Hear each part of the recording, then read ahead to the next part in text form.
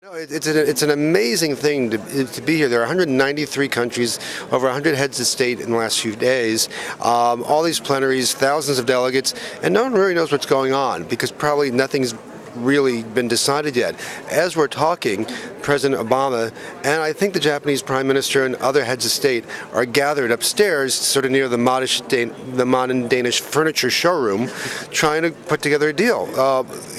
Bits and pieces of little bits of information are trickling out. Perhaps one of the key things is that the President of the White House has told the reporters who cover the White House that his schedule is no longer operative, that they've ripped it up, that the negotiations are troubled, and then he's going to spend his time trying to work out a deal. So that's kind of interesting because usually they stick to schedules, the White House does, and the fact that they've told reporters that the schedule is no longer operative, means that it's serious.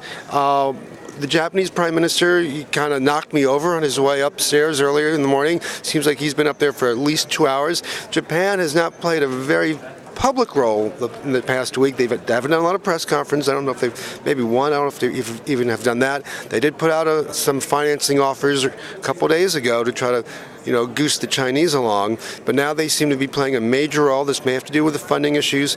I mean, people are really basically speculating what are the big obstacles. I talked at the beginning of the morning to the leading Spanish climate negotiator, and I asked if she was optimistic. She said no. She told me every issue was still on the table. And when I said, I asked her, what is the biggest obstacle? She said, all.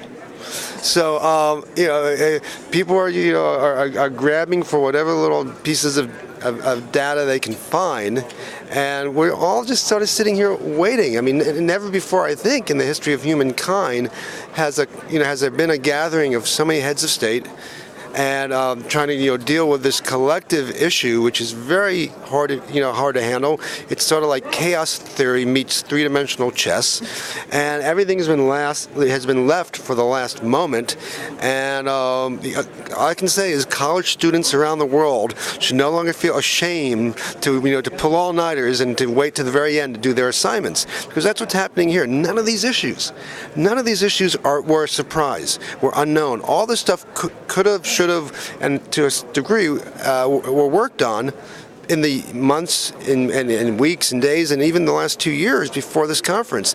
But yet it's all coming down in the last minute, and 3,000 journalists are sitting here writing things that may or may not be true 5 seconds from now. Well, isn't that also a factor of the momentous decisions that have to be made? We're talking here about new economic development strategies, environmental issues of magnitude that we really haven't seen in our lifetimes. I mean, in some ways it's not that surprising because of the intense interest that. I hope it's because of that, because there's still a chance that what they're working on is more fig leaf than substance. That those big issues that you talk about will be paid lip service, but won't nothing real will be placed on the table. I mean, we're talking about grand economic development issues. We're talking about setting rates for 10, 20, 30, 40, 50 years down the road on emissions. Not only God is in the details, but the climate is in the details.